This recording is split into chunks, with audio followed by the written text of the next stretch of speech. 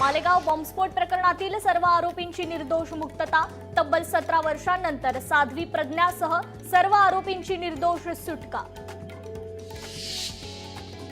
भगव्याचा विजय हिंदुत्वाचा विजय। संन्यासी आहे म्हणून मी जिवंत। निर्दोष सुटका झाल्यानंतर साध्वी प्रज्ञासिंह ठाकूरची प्रतिक्रिया।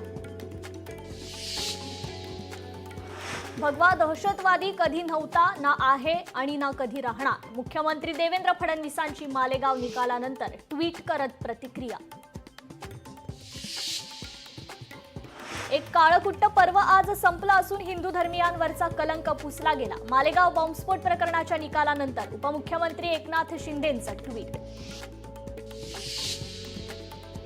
उपमुख्यमंत्री एकनाथ शिंदे दिल्ली दौऱ्यावर। शिवसेनेच्या खासदारांसोबत बैठकीची शक्यता। दिल्लीत भाजपच्या वरिष्ठ नेत्यांची भेट घेण्याची शक्यता।